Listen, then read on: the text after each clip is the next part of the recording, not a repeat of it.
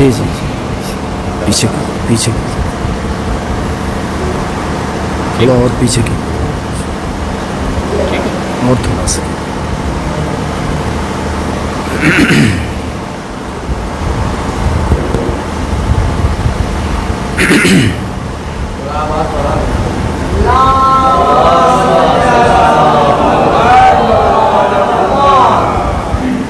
فاتحہ بسم اللہ الرحمن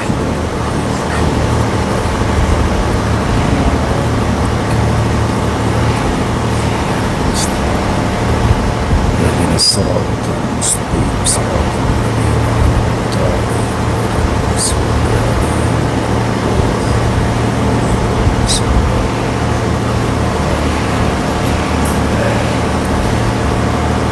علیہم لا حول ولا قوة إلا بالله العلي العظيم أعوذ بالله من الشيطان اللعين الرجيم بسم الله الرحمن الرحيم الحمد لله رب العالمين الصلاة والسلام والتحية والإكرام على البشير النذير السراج المنير الملقب بطه وياسين حبيب إله العالمين ابو القاسم محمد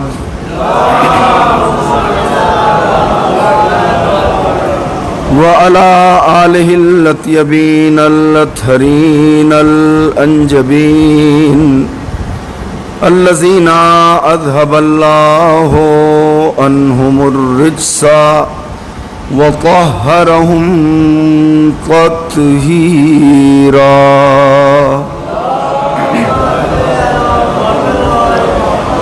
لا سيما على بقية الله الأعظم أرواحنا وأرواح العالمين لتراب مقدمه الفداء ولعنة الله على أعدائهم وغاصبي حقوقهم ومنكري فضائلهم والشاكين فيهم والمنحرفين عنهم مجمعين من الآن إلى قيام يوم الدين أما بعد فقد قال الحسين عليه السلام إني لم أخرج عاشرا ولا بطرا ولا مفسدا ولا ظلما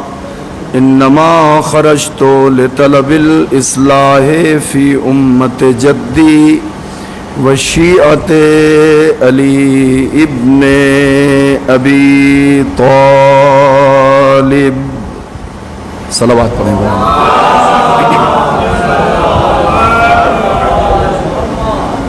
ارباب ولا اور ارباب عزا سرکار سید الشہداء حضرت امام حسین علیہ الصلاۃ والسلام کا فرمان آج کی مجلس کا عنوان ہے، جس میں سرکار امام حسین علیہ الصلاۃ والسلام نے ارشاد فرمایا انی لم اخرج عاشرا ولا بطرا ولا مفسدا ولا ظلما، میں عیش و عشرت کے لیے سفر نہیں کر رہا ہوں، میں از لحاظ غرور و تکبر نخوت سفر نہیں کر رہا ہوں، نہ میرا سفر کسی فساد کے لیے ہے اور نہ میرا سفر کسی پہ ظلم اور زیادتی کرنے کے لیے ہے۔ پھر مولا نے فرمایا انما خرجت لطلب الاصلاح فی امت جدی، میں نے سفر اس لیے کیا ہے تاکہ اپنے نانا کی امت میں اصلاح کر سکوں۔ وشیعت ابی علی ابن ابی طالب، اور جو میرے بابا کے شیعہ ہیں ان کی اصلاح کر سکوں۔ یہ امام حسین علیہ السلام نے اپنے سفر کا مقصد بھی بتایا ہے، اور یہ بھی بتایا ہے کہ میں کیوں سفر کر رہا ہوں، یہ بھی بتا دیا کہ میں کیوں اس لیے سفر نہیں کر رہا ہوں۔ یعنی دونوں صورتیں امام نے بیان کر دی ہیں کہ اب اس میں کوئی بھی دنیا کا بشر اپنی طرف سے کوئی رائے قائم نہ کرے، میں حسین ابن علی خود اپنے سفر کے مقصد کو بیان کر رہا ہوں کہ میں نے کیوں سفر کیا ہے، اور اس کی نفی بھی کر دے رہا ہوں کہ میں نے سفر اس لیے نہیں کیا ہے۔ تو جب امام علیہ السلام نے اپنے مثبت اور منفی دونوں پہلوؤں کو بیان کر دیا ہے، تو چاہے مولانا صاحب ہوں اور چاہے میثم صاحب ہوں، چاہے مشیر عباس ہوں، یا کوئی عالم ہو، یا مومنین میں سے آپ میں سے کوئی ہو، اسے کھڑے ہو کر امام حسین کا مقصد اپنے نظریے کے تحت بیان کرنے کی ضرورت نہیں ہے، اس لیے کہ اپنا نظریہ وہاں پیش کیا جاتا ہے جہاں پر کوئی نظریہ موجود نہ ہو۔ مثال کے طور پہ میں ایک بات واضح کر دوں اور قبلہ کے لیے ایک بات کہہ دوں، ہمارے یہاں جو یہ مسائل توضیح المسائل میں ہیں، ان کو 4 صورتوں سے حاصل کیا جاتا ہے، اور یہ 4 صورتیں میں آسان لفظوں میں اس لیے کہہ رہا ہوں تاکہ سب لوگ سمجھ جائیں، 4 صورتوں سے حاصل کیا جاتا ہے۔ ہمیں دین اسلام پر عمل کرنے کے لیے یا تو قرآن کی آیتوں سے راستہ ڈھونڈنا ہوتا ہے،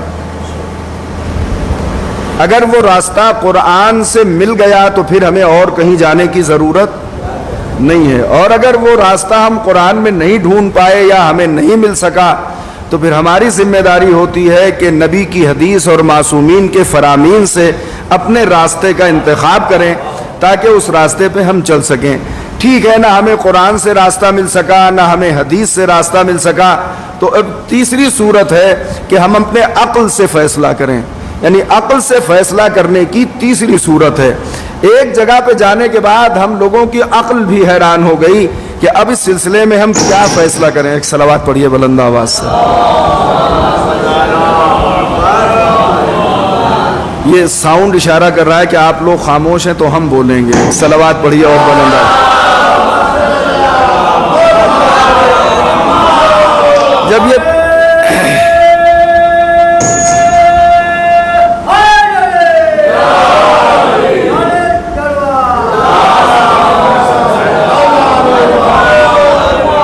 اور فرما رہے ہیں آپ، تو اب چوتھی صورت یہ ہے کہ جب آپ کی عقل بھی عاجز آ گئی اور آپ کئی عقل مند مل کے بھی فیصلہ نہیں کر پا رہے ہیں، تو اب شریعت نے ایک لفظ رکھا ہے جس کا نام ہے اجماع، یعنی کئی لوگ بیٹھ جائیں، پڑھے لکھے، ہم جیسے لوگ نہیں، پڑھے لکھے لوگ جو سپر ہوں علماء میں، سپر جسے آپ آیت اللہ یا مرجع دینی کہتے ہیں، وہ سپر لوگ ایک جگہ بیٹھیں اور آپس میں مشورہ کریں، اور مشورہ کرنے کے بعد جو ایک نتیجہ نکلے اس نتیجے کو مان لیں، یعنی اجماع چوتھے نمبر پہ ہے۔ میں بڑی توجہ چاہتا ہوں، مگر اس اجماع کے لیے بھی ایک شرط ہے کہ 10 آدمی مثال کے طور پر علماء میں سے اکٹھا ہے کسی دین کے راستے کو معلوم کرنے کے لیے، تو آپ کو ان 10 آدمیوں میں یہ فرض کرنا پڑے گا کہ ممکن ہے غائبانہ طور پر اس میں امام بھی شامل ہوں۔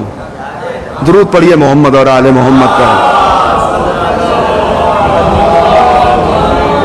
دیکھیں اس وقت کیفیت یہ ہے کہ آپ یہ سوچ رہے ہوں گے کہ مولانا صاحب کیسی مجلس پڑھیں گے، اور میں یہ سوچ رہا ہوں کہ اتنے کم لوگ ہیں، آپ کیسے مجلس سنیں گے۔ ایک صلوات پڑھ دیجئے بلند آواز۔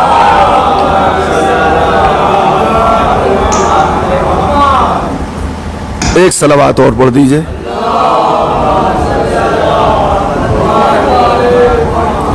دیکھیں جب تک لیڈ صحیح نہیں ہوتی ہے، لیڈ کام نہیں کرتی ہے۔ ایک صلوات پڑھیے بلند آواز۔ اور فرما رہے ہیں تو دیکھیں معاملہ بن گیا۔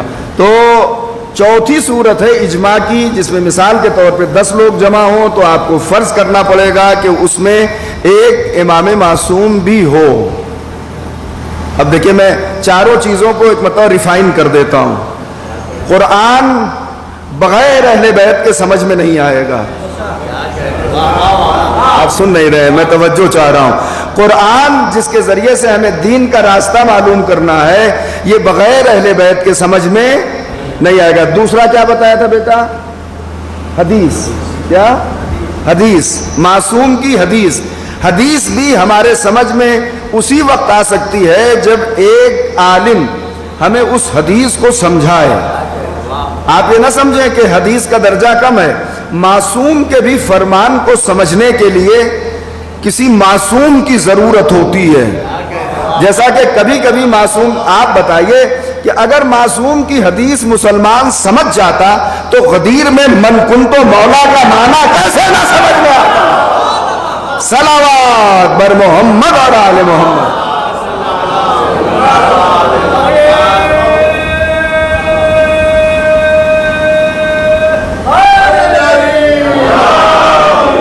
اور فرما رہے ہیں اگر اصحاب مل کے، مسلمان مل کے، اور ایک جملے میں کہہ دوں تمام حاجی، اور 2 4 10 نہیں، 1.25 لاکھ لوگ مل کے جب پیغمبر کی ایک حدیث نہ سمجھ پائے ابھی تک کہ اس میں مولا کے معنی کیا ہیں، تو جو حدیث نہ سمجھ پائے وہ قرآن کیا سمجھے گا؟ آپ سن نہیں رہے؟ جو حدیث نہ سمجھ سکا وہ قرآن کیا سمجھے گا؟ اور جہاں تک رہ گئی قرآن سمجھنے کی بات، تو صاحبان علم کے لیے میں یہ بات کہنا چاہوں گا کہ قرآن کہاں سے شروع کرتے ہیں؟ آپ کہاں سے شروع کرتے ہیں؟ بسم اللہ الرحمن الرحیم۔ میں جہاں سے شروع کرتا ہوں بتا دیتا ہوں، الف لام میم۔ اگر صحیح شروع کرتا ہوں تو آپ یس کیجئے گا۔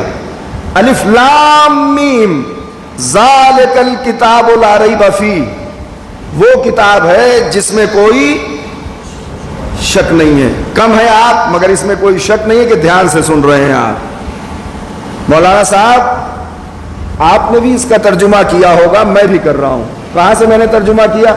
ہم نے کہا ذالک الکتاب لا ریب فیہ، وہ کتاب ہے جس میں کوئی شک نہیں ہے۔ کیا چھوڑا ہم نے؟ الف لام میم چھوڑ دیا، غائب کر دیا میں نے ترجمہ۔ اتنی خاموشی سے سنیں گے آپ؟ چلیے خدا کا شکر ہے کہ آپ ایسے سر ہلا رہے ہیں، ایسے نہیں کر رہے ہیں۔ صلوات پڑھ دیجئے بلند آواز۔ آپ انصاف سے فرمائیے، میں آیت پھر سے پڑھ دیتا ہوں۔ الف لام میم ذالک الکتاب لا ریب فیہ، وہ کتاب ہے جس میں کوئی شک نہیں ہے۔ آپ کو کہنا چاہیے جناب یہی نیچے سے بیٹھ کے کہ اس میں بھی کوئی شک نہیں ہے مشیر عباس صاحب کہ آپ جاہل ہیں۔ یہ میں آپ کی طرف سے کہہ رہا ہوں، اس کو ایکسپٹ کیجئے آپ، اس لیے کہ میں نے الف لام میم کا ترجمہ نہیں کیا، ذالکہ سے ترجمہ شروع کیا۔ اب میں کیسے وضاحت کروں آپ بتائیے؟ الف لام میم کا ترجمہ پہلے مجھے کرنا چاہیے تھا نا، مگر میں نے کہاں سے کیا؟ ذالک الکتاب لا ریب فیہ۔ میسم صاحب یہاں جائیے، ایک صلوات پڑھیے بلند آواز سے۔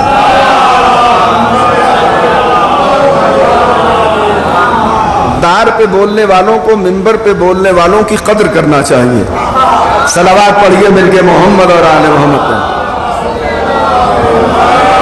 جو کر رہے ہیں آپ دیکھیں میسم صاحب، یہ ایک لفظ ہے الف لام میم، اسے کہتے ہیں حروف مقطعات۔ میسم صاحب سے ترجمہ کرائیے، یہ وہیں سے ترجمہ شروع کریں گے۔ وہ کتاب ہے جس میں کوئی شک نہیں ہے۔ انہوں نے بھی الف لام میم کو غائب کر دیا۔ مولانا صاحب کے پاس آئیے، مولانا آپ ترجمہ کر دیجیے، یہ بھی یہی سے کریں گے۔ ذالک الکتاب لا ریب فیہ، میرے پاس آئیے، آپ مجھ سے ترجمہ کروائیے، میں بھی یہی سے شروع کروں گا۔ ذالک الکتاب لا ریب فیہ، وہ کتاب ہے جس میں کوئی شک نہیں ہے۔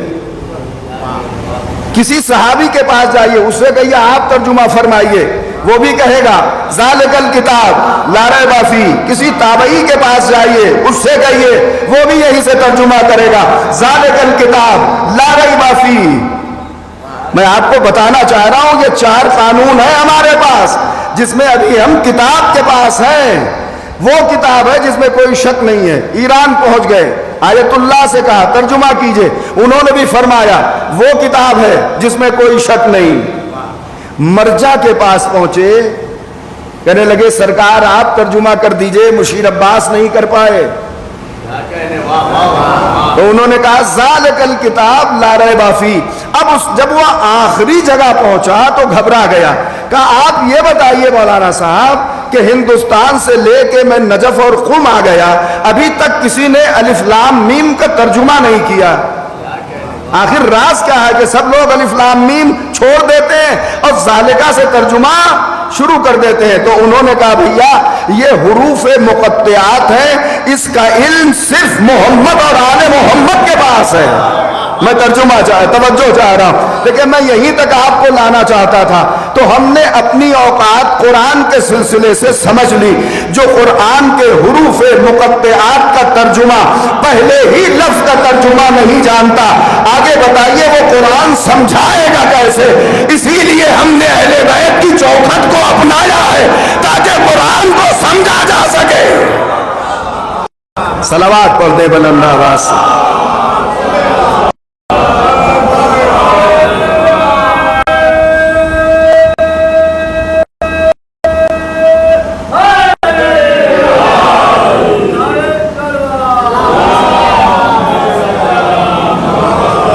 دوسری بات ہے، دیکھیں میں یہ سوچ رہا ہوں کہ بہت آسان طریقے سے اپنی منزل کو طے کر لوں۔ آج جمعے کا دن بھی ہے اور 12 اگر بج جائیں گے تو خطرہ ہو جائے گا۔ میں توجہ چاہ رہا ہوں، ذرا سا غور فرمائیے گا۔ آج جمعے کا دن ہے، میں نہیں چاہتا کہ 12 بجے اور خطرہ لاحق ہو، لہٰذا میں جلدی جلدی اپنی منزلوں کو طے کر رہا ہوں۔ تو یہ قرآن ہو گیا۔ اب ہماری اوقات سمجھ میں آ گئی۔ قرآن نے کہا کہ یہ دعویٰ، دیکھیں یہ لفظ ضرور سنیے گا، قرآن نے کہا کہ جب تم قرآن کے پہلے لفظ یا حرف کے معنی نہیں کر سکے تو اس کا مطلب سمجھتے ہو؟ قرآن نے تمہارے گھٹنوں کو زمین پر ٹیک دیا۔ اب کبھی یہ نہ کہنا کہ قرآن ہمارے لیے کافی ہے۔ میں توجہ چاہ رہا ہوں، اب کبھی زبان سے نہ نکالنا کہ قرآن ہمارے لیے کافی۔ آپ پہنچ تو گئے ہوں گے وہاں نا، پہنچ تو گئے نا آپ وہاں، جو لوگ یہ کہتے ہیں کہ قرآن ہمارے لیے کافی ہے۔ کہاں سے کافی ہے بھائی قرآن؟ الف لام میم سمجھا دو۔ ایک لفظ اور کہہ رہا ہوں اگر آپ توجہ فرما لیں، تم جیسے مثال کے طور پہ 3 لوگوں نے مل کے کہا کہ قرآن ہمارے لیے کافی ہے، ہم نے دیکھا الف لام میم، یہ بھی 3 حرف ہیں، میں کہہ رہا ہوں تم تینوں پہلے یہ تینوں حرف سمجھا دو۔ میں توجہ چاہ رہا ہوں، ذرا سا غور فرمائیے گا، تم تینوں پہلے یہ تینوں حرف سمجھا دو، تب میں سمجھوں گا کہ قرآن تمہارے لیے کافی ہے۔ تمہارے لیے تو حدیث بھی کافی نہیں ہے،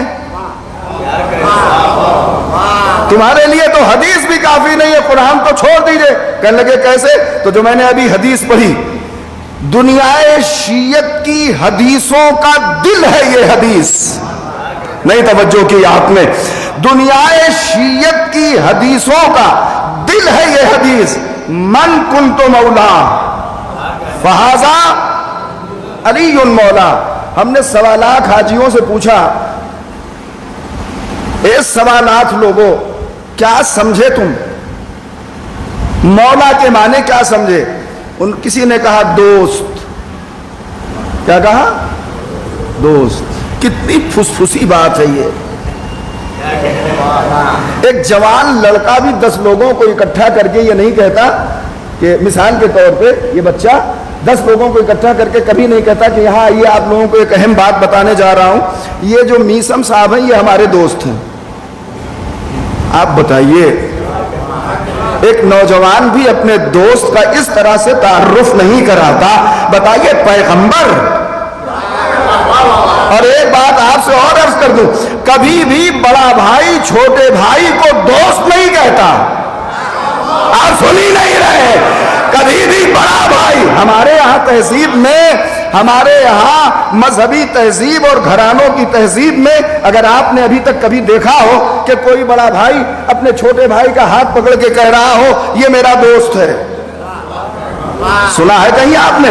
ہم نے کبھی نہیں سنا کہ بڑا بھائی اپنے چھوٹے بھائی کا ہاتھ پکڑ کے کہے یہ میرا دوست ہے۔ اب بتائیے، جب ہاتھ پکڑ کے آپ نہیں کہہ سکتے تو ہاتھ اٹھا کے پیغمبر نے کیسے کہا ہوگا؟ صلوات پڑھتے ہیں۔ دیکھیں شاید اسی 4 چیزوں کی وضاحت میں بات ختم ہو جائے۔ تو جب پیغمبر نے کہا من کنت مولا فہذا علی مولا، میں جس کا مولا ہوں اس کے یہ علی مولا ہے. اب ترجمے پہ ذرا غور کر لیجئے. من کنت مولا، جس کا میں مولا ہوں. پیغمبر کا خطاب انہی لوگوں سے ہے جو پیغمبر کو مولا مانتے ہیں. میں توجہ چاہ رہا ہوں، ذرا سا غور کیجئے گا. پیغمبر انہی لوگوں سے کہہ رہے ہیں میں جس کا مولا ہوں. اب دیکھیں یہی سے دلوں کا اضطراب بڑھ جائے گا. جب پیغمبر نے یہ کہہ دیا کہ میں جس کا مولا ہوں تو جو پیغمبر کو مولا مانتا ہوگا وہ بہت اطمینان سے سنے گا. مگر معاف کیجیے گا، تعلیم کی دو صورتیں ہیں قبلہ. پہلی صورت یہ ہے جب بچہ پہلی مرتبہ تعلیم حاصل کرنے جاتا ہے تو اس کو تصویروں سے پڑھایا جاتا ہے. کیسے پڑھایا جاتا ہے؟ تصویروں سے. مثال کے طور پہ الف سے پڑھانا ہے کیا؟ امرود. تو امرود وہاں بنا دیا جائے گا. ظاہر ہے کہ لکھا ہوا امرود وہ نہیں سمجھتا، وہ امرود کی تصویر دیکھ کے سمجھ جاتا ہے کہ امرود ہے. اچھا چلیے آپ نے اردو نہیں پڑھا اس لیے خاموش بیٹھے ہیں تو میں انگریزی کی مثال دے سکتا ہوں. اے فار ایپل، جہاں ایپل لکھا ہے اس پہ بچہ ہاتھ نہیں رکھتا. جہاں ایپل بنا ہے وہاں پہ بچہ ہاتھ رکھ کے کہتا ہے، کیا کہتا ہے؟ یہ ہے سے لکھا ہوا نہیں پڑھتا، تصویر دیکھ کے سمجھ جاتا ہے. آپ دیکھیے پیغمبر ان لوگوں کو کتنا بچہ سمجھتے ہیں. آپ توجہ نہیں فرما رہے ہیں. پیغمبر ان لوگوں کو کتنا بچہ سمجھتے ہیں کہ ابھی یہ حروف نہیں پہچانتا، تصویر پہچانتا ہے. لہذا پیغمبر نے پہلے تصویر دکھائی تاکہ جو مبتدی ہے وہ بھی سمجھ جائے. نہیں سن رہے آپ؟ تاکہ جو مبتدی ہے وہ بھی سمجھ جائے. پھر فرمایا فہذا علی مولا، تاکہ جو پڑھا لکھا ہے. اب سوال یہ ہے، میں توجہ چاہ رہا ہوں، مگر اس میں ایک قسم کے لوگ ایسے تھے کہ جو نہ تصویر سے سمجھ پائے اور نہ لکھا ہوا سمجھ پائے. تو انہوں نے کیا کہا؟ رسول اسلام نے فرمایا میں جس کا مولا ہوں، میں جس کا مولا ہوں اس کے یہ علی مولا ہے. علی سب کے مولا نہیں ہے. سن نہیں رہے ہیں آپ؟ میں توجہ چاہ رہا ہوں. علی سب کے مولا نہیں ہے، علی اسی کے مولا ہے جس کے رسول مولا ہے. اب یہ نہ کہنا کہ یا رسول اللہ کہنے والے ہی رسول والے ہیں، یا علی کہنے والے بھی. رسول نے فرمایا ہے. دیکھیں اب آ رہے ہیں ماشاءاللہ سے لوگ، اور اب کارواں تیار ہو جائے گا انشاءاللہ. تو مگر وقت دامن وقت میں گنجائش نہیں ہے. جب کارواں تیار ہوگا تو ہم اتر جائیں گے. ایک صلوات اور پڑھیے محمد اور آل محمد. اب میں اس کو یہیں پہ بریک کر دیتا ہوں. تو مولا کے معنی انہوں نے لیے، یہ قرآن نہیں سمجھ پائے، قبلہ حدیث بھی نہیں سمجھ پائے. اب وہاں سے لے کے بھاگے. ہم نہیں سمجھے بھیا مولا کے معنی، ہم تو سمجھے دوست. رسول اللہ نے 1.25 لاکھ لوگوں کو جمع کر کے یہ بتایا کہ یہ علی ہمارے دوست ہیں. جبکہ جب صیغہ اخوت پڑھا جا رہا تھا تو صحابی کو صحابی کا بھائی بنایا رسول نے. یہ صحابی ان کا بھائی، یہ صحابی ان کا بھائی، یہ صحابی ان کا بھائی. اس کے بعد رسول نے کیا فرمایا؟ علی. جب رسول پہلے ہی کہہ چکے ہیں کہ یہ میرا بھائی ہے تو تمہیں دوست بتانے کی ضرورت کیا ہے؟ پڑھیے درود محمد اور آل محمد پر.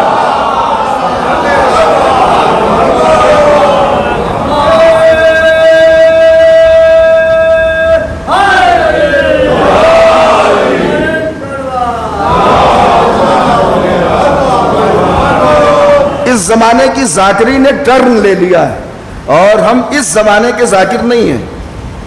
لہٰذا آپ کو الگ سے لگ رہا ہوگا. اب تک تو چھتیں اڑنے لگتی، میں نے چھتیں نہیں اڑائی ہیں، میں نے یہ جو پسلیوں کا باکس بنا ہوا ہے آپ کے سینے میں، اس کے اندر جانے کی کوشش کی ہے. جب رسول کہہ چکے کہ علی میرا بھائی ہے، تم اس کے بھائی، تم اس کے بھائی، علی میرا بھائی، علی میرا بھائی، تو جب بھائی کہہ چکے ہیں تو کیا منبر بنوا کے تم سے کہلوا رہے ہیں رسول اللہ کہ علی ہمارا بھائی ہے، علی ہمارا دوست ہے؟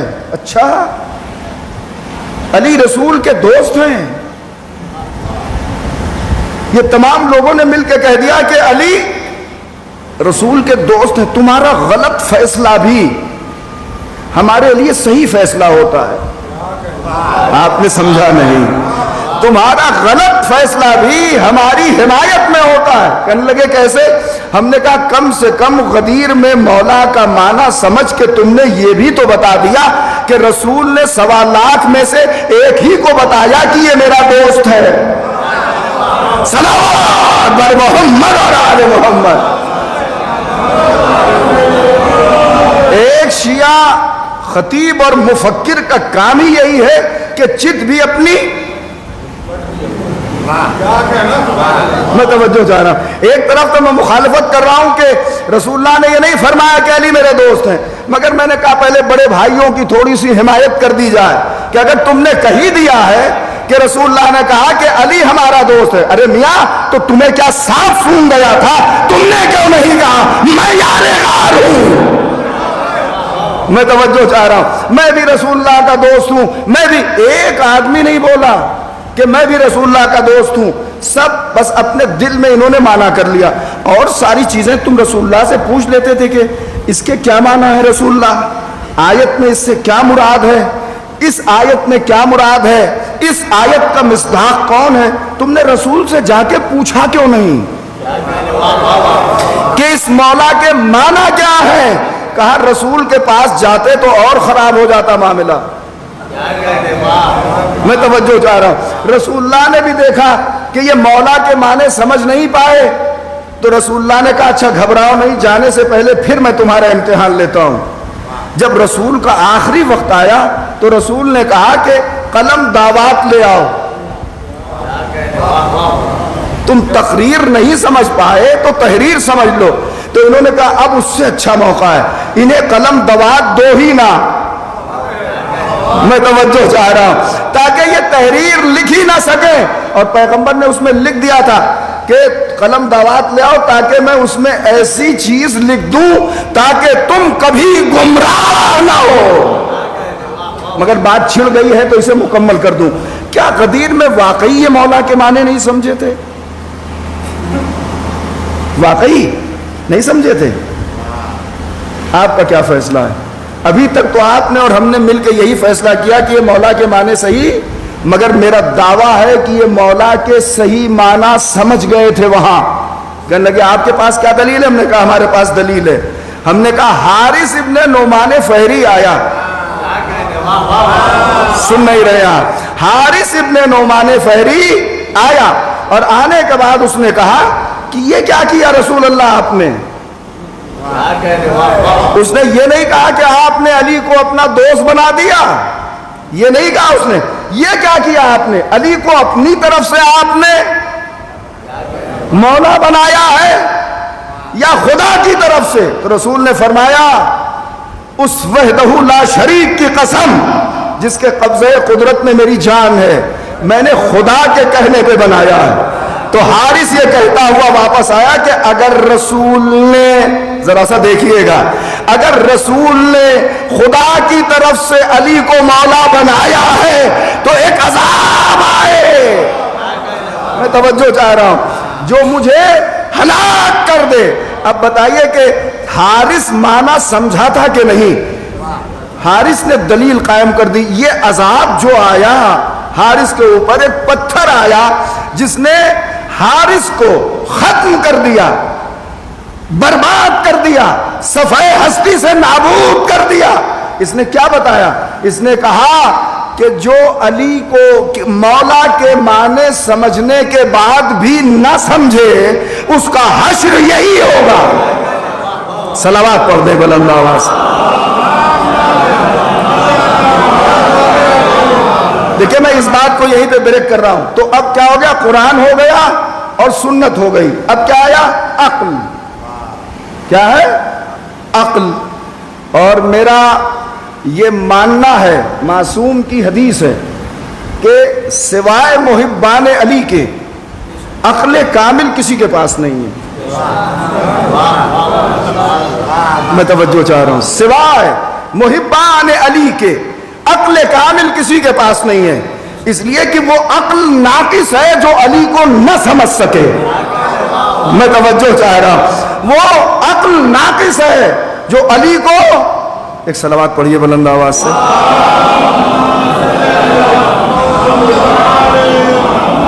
तवज्जो है आपकी, जो अली को न समझ सके उसकी अक्ल नाकिस है। आप बड़े ताज्जुब से मुझे देख रहे हैं कि ये नतीजा तो मौलाना ने अपने नजरिए के मुताबिक बताया है। मैंने कहा जी नहीं, मेरे मौला इमाम जाफर सादिक अलैहिस्सलातु वस्सलाम फरमाते शीअतुना कय्यिस, हमारा शिया जीरक होगा, होशमंद होगा, अक्लमंद होगा। मैं तवज्जो चाह रहा हूं, ये छठे इमाम ने फरमाया है, मैंने कह रहा हूं। तिलिस में होश रुबा है शिया, इसके पास अक्ल का खजाना होता है, ये अपने मुकाबिल को असलहे से कम मारता है, अक्ल से ज्यादा। अब बोलेंगे आप, मैं तवज्जो चाह रहा हूं, ये कय्यिस होता है, ये जीरक होता है, ये होशमंद होता है, ये बाखबर होता है, ये अक्लमंद होता है, ये अपनी अक्ल से दुश्मन को मारता है। एक आदमी को हाथ से मारा जाता है, मैं तवज्जो चाह रहा हूं, दुनिया की सारी बड़ी ताकतों को अक्ल से मारा जाता है। मैं आपसे अर्ज कर रहा हूं, आज ईरान ने जो अमेरिका और इसराइल को मिट्टी चटाई है वो अक्ल से चटाई है। सलावत पढ़िए मिलके मोहम्मद और आले मोहम्मद पर। और आपको यह भी बता दूं कि इन लोगों को धूल वही चटा सकता है जो गदीर में मौला का माना समझ गया हो। आप तवज्जो नहीं फरमा रहे, जो गदीर में मौला का माना समझ गया वही इन्हें धूल चटा सकता है, और चटा दिया। आज तक लोग अंगुष्ठ बदंदा हैं, यह कैसे हो गया? सारा दुनिया मिलकर कोशिश कर रही है ईसाइयों यहूदियों से मुकाबला करने के लिए, अब तक कोई मुकाबला ही नहीं कर सका। कोशिश क्या, तुमने कोशिश ही नहीं की कभी मुकाबला करने, खाली नाम के तौर पे आए कि हम मुसलमान हैं। मैं तवज्जो चाह रहा हूं, यहूदियों ईसाइयों को धूल चटाना आपके बस की बात नहीं है। हमने एक दो दिन नहीं, अब इशारों में कह रहा हूं, फिर वजाहत से कहूंगा, हमने 39 दिन तुम्हारा तजुर्बा किया है। आप सुन ही नहीं रहे, हमने 39 दिन तुम्हारा तजुर्बा किया है। तुम यहूदियों को धूल नहीं चटा सकते। आखिरकार रसूल को कहना ही पड़ा, कल मैं अलम मुझे दूंगा, जो मर्द होगा जर्रार होगा। एक भगोड़े को भी लोग जर्रार कहने लगे। मैं तवज्जो चाह रहा, हो सकता है कि ये सदमा खैबर कर रहा हो कि काश मुझे कोई जर्रार कह देता, मगर दुनिया कहे आपको जर्रार, नबी ने तो नहीं कहा। मैं तवज्जो चाह रहा हूं, तो पैगंबर ने फरमाया। तो अक्ल देखिए, अब अक्ल जल्दी से आखिरी उस पर आ जाता हूं, किबला इजमा। इजमा उलमा जमा हो और फैसला कर दे कि दीन का ये रास्ता है तो मान लिया जाएगा, मगर फर्ज करना पड़ेगा आपको कि उन 10 लोगों में एक शख्सियत हमारे इमाम हैं। अगर इमाम है तो वो इजमा कबूल है, और अगर इमाम नहीं है तो वो इजमा कबूल नहीं है। हम इजमा को मानते हैं मगर मासूम के साथ। आप अगर सुन ले तो बड़ा अच्छा होगा। देखिए ये इस्तिलाहें याद रखना चाहिए। मैं ये समझता हूं कि हमारे अलावा, यानी मिल्लत शिया के अलावा कोई भी इजमा कर ही नहीं सकता। नहीं सुना आपने? शायद मैंने सख्त बातें कह दी क्या?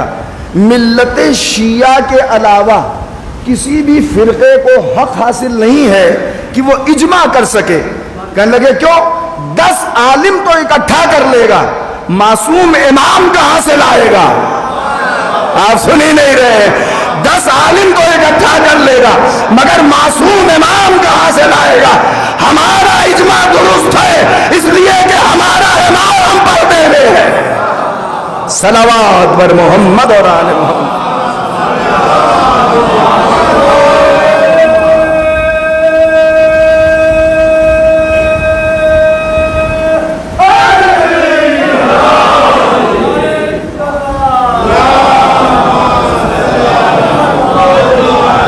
آقا صاحب کل مجھے 45 منٹ ملے تھے جس میں سے 30 منٹ گزر چکے ہیں اور ابھی تو میری تمہید بھی ختم نہیں ہوئی ہے. اصل موضوع پہ تو میں آیا بھی نہیں ہوں ابھی، مگر بس ایک بات کہہ کے میں مسائل پڑھ دیتا ہوں. تو یہ چاروں چیزیں ہو گئیں. اب آئیے امام کا فرمان. جب امام نے خود بتا دیا ہے کہ میں اس لیے نکلا ہوں اس لیے نہیں نکلا ہوں، تو آپ اس میں کیوں اٹکلیں لگا رہے ہیں کہ امام کا مقصد یہ تھا، امام کا مقصد یہ تھا. امام مثال کے طور پہ کوئی کہنے لگا امام نے نماز بچائی، کوئی کہنے لگا امام نے روزہ بچایا، کسی نے کہا امام نے حج بچایا، کسی نے کہا امام نے زکوٰۃ کو بچایا. آپ جانتے ہیں زکوٰۃ والا نام کس نے لیا ہے؟ جن کے پاس ادارے ہیں انہوں نے کہا کہ امام حسین علیہ السلام نے زکوٰۃ بچایا، اس لیے کہ زکوٰۃ ان کو لینا ہے، اس لیے زکوٰۃ پہ زیادہ زور دے رہے ہیں. میں توجہ چاہ رہا ہوں. انہوں نے کہا زکوٰۃ بچائی امام حسین علیہ السلام نے. یہ الگ الگ کیوں کر رہے ہو؟ امام کا مقصد عبادت تھا، امام کا مقصد یہ تھا. یہ کیوں نہیں کہتے کہ امام نے دین بچایا؟ میں توجہ چاہ رہا ہوں. آپ یہ کہیے کہ امام نے دین بچایا. دین میں نماز بھی ہے، روزہ بھی ہے، حج بھی ہے، زکوٰۃ بھی ہے، سب دین میں ہے. کہنے لگے کہ اچھا اگر آپ ہم سے پوچھیں کہ آپ بتائیے کیا بچایا، ہم نے کہا دین بچایا. مگر اصل چیز ابھی آپ کے سامنے میں نے اوپن نہیں کی. دین تو بچایا امام حسین علیہ السلام نے، مگر کیا دین میں خالی فروع دین ہے؟ وہاں صاحب آپ وہاں مکتب بھی پڑھاتے ہیں نا، تو وہاں آپ دونوں چیزیں پڑھاتے ہیں، اصول دین. اچھا بتائیے پہلے آپ نے فروع دین یاد کرایا بچوں کو کہ اصول دین؟ میں توجہ چاہ رہا ہوں. آپ مجلس میں بیٹھے ہوئے ہیں، دیکھیں قبلہ مدرس ہیں، آپ کے بچوں کا مستقبل ہے، یہ انہیں سنوار رہے ہیں، دیندار بنا رہے ہیں. میسم صاحب بھی یہی ذمہ داری ادا کر رہے ہیں. میرا داہنا ہاتھ بھی مضبوط ہے اور بایاں بھی مضبوط ہے. پیٹ پیچھے کوئی کچھ کیا کرے ہمیں پرواہ نہیں ہے. میں توجہ چاہ رہا. تو دیکھیں جب انہوں نے پڑھایا تو انہوں نے بھی کہا اصول دین، تو بچے نے کہا اول توحید، دوسرے عدل، تیسرے نبوت، چوتھے امامت، پانچویں قیامت. اگر اصول دین پہ آپ نہ مسکرائے تو قیامت ہی ہے. میں توجہ چاہ رہا ہوں. تو کیا کیا بتایا؟ اول توحید، دوسرے عدل، تیسرے نبوت، چوتھے امامت، پانچویں قیامت. اب اس کے بعد مولانا نے پوچھا بتا بیٹا فروع دین، تو اس نے کہا اول نماز، دوسرے روزہ، تیسرے حج، چوتھے زکوٰۃ، پانچویں خمس، چھٹے جہاد، ساتویں امر بالمعروف، آٹھویں نہیں انل منکر. اب آ رہا ہوں میں، ابھی تک تو آپ چپ بیٹھے تھے. اب مولانا صاحب اپنے چھوٹے سے بچے کو یاد کروا رہے، کہو نمے. تو بچے نے بچپنے کے انداز میں کہا مولانا صاحب تولا. ہاں مسکرانا چاہیے تھا آپ کو. آپ کے ننھے سے بچے نے مکتب میں مدرس کے سامنے بیٹھ کے مسکرا کے کہا نوے تولا. سمجھتے ہیں یہ تولا کیا ہے؟ یہ کیا ہے تولا؟ تولا کیا ہے؟ خدا سے محبت کا نام تولا، رسول سے وفاداری کا نام تولا، علی کی دوستی کا نام تولا، اہل بیت سے محبت کا نام تولا. یہی تو تولا ہے نا. اور کیا ہے؟ ابھی سنیے گا، اب اگر تولا نہیں سنا آپ نے تو میں اگلا سمجھاؤں گا آپ کو، پھر آپ کہیں گے سرکار ہاتھ جوڑتا ہوں یہاں یہ والا نہ پڑھیے گا۔ اپنے مدرس سے کبھی نہیں کہا آپ نے کہ خالی تولا تک پڑھائیے، آپ کتنا خاموش بیٹھے ہیں۔ اپنے مدرس سے آپ نے کبھی نہیں کہا بزرگوار میں آپ کی تصدیق چاہتا ہوں، آپ کے بچوں نے بھی پڑھا ہوگا تنظیم المکاتب کے مکتبہ امامیہ میں، آپ نے اپنے مدرس سے کبھی کہا کہ مولانا بس تولا تک پڑھائیے، کہہ دیجئے کہ فروع دین نہ ہوئیں؟ آپ سنی نہیں رہے، کہہ دیجئے کہ فروع دین نہ ہے، نہیں پورا پڑھائیے مولانا صاحب، ہم چھوڑ پکڑ کے نہیں پڑھوائیں گے اپنے بچے کو۔ کہا 10 میں تبرہ، ارے فروع دین کے سب سے آخر میں تبرہ لائے تو برداشت نہیں ہوا، اگر پہلے رکھ دیا ہوتا۔ صلوات بر محمد اور آل محمد۔ اب آپ سمجھئے، اب کہیے کہ مقصد حسین کیا تھا؟ اصول و فروع دین کی حفاظت، یہی دین ہے، اصول و فروع دین کی حفاظت یہی اصل دین ہے۔ تو جب امام نے فرمایا کہ میں اپنے جد نانا رسول خدا کی امت کی اصلاح کے لیے جا رہا ہوں، تو آپ کا مدرس تو اصول دین میں یہ پڑھا رہا ہے، تو امام حسین علیہ السلام بھی اسی کی اصلاح کے لیے گئے تھے۔ مگر جب امام نے اصلاح شروع کی تو توحید سے شروع کی، تو انہوں نے سب نے مل کے کہہ دیا لا الہ الا اللہ، آخری بات ہے یہ، سب نے مل کے کہہ دیا لا الہ الا اللہ۔ پھر آ گئے امام حسین نبوت پہ، تو سب نے مل کے کہہ دیا محمد، ارے کہہ دیجئے بھائی مسلمان آپ بھی ہیں، محمد رسول اللہ، بھائی اصول دین ہی تو بچائیں گے نا، امام اصلاح کریں گے تو کس کی کریں گے؟ اصول دین کی۔ اب اصلاح لا الہ الا اللہ سب نے کہہ دیا، محمد رسول اللہ سب نے نہیں کہا، لاکھوں میں سے علی ولی اللہ کہنے والا اکیلا ہوا آیا۔ صلوات پڑھ دیں مل کے محمد اور آل محمد پر۔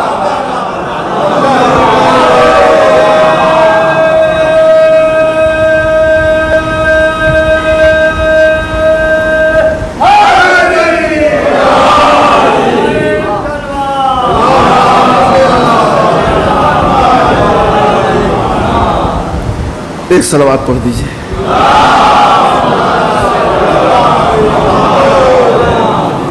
بس عزیزوں میرے پاس 5 منٹ بچے ہوئے ہیں، انہی چیزوں کو بچانے کے لیے امام حسین علیہ السلام نے اپنی ایک عظیم قربانی مقتل کربلا میں پیش فرمائی، جس میں بنی ہاشم میں سے 18 عظیم شخصیتوں کی قربانی معرکہ کربلا میں امام حسین علیہ السلام نے پیش کی۔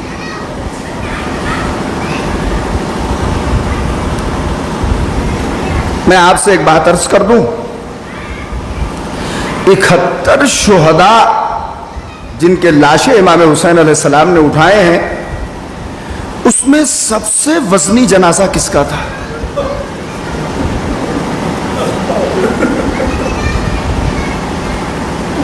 اکہتر لاشیں امام نے اٹھائے ہیں، آپ میرے ساتھ ہیں، مگر آنسوؤں کے سائے میں بتائیے کہ سب سے وزنی جنازہ کس کا تھا؟ تو جو بچے جوان مجلس میں بیٹھے ہیں وہ فوراً اٹھ کے کہیں گے مولانا جناب علی اکبر کا جنازہ سب سے وزنی تھا، اور اس غم سے بڑا غم امام حسین علیہ السلام پر کوئی بھی نہیں تھا۔ میرا کلیجہ بھی تڑپ گیا۔ بالکل صحیح فرمایا تم نے، اس لیے کہ امام نے کسی جنازے کو اٹھاتے وقت مددگار نہیں طلب کیے۔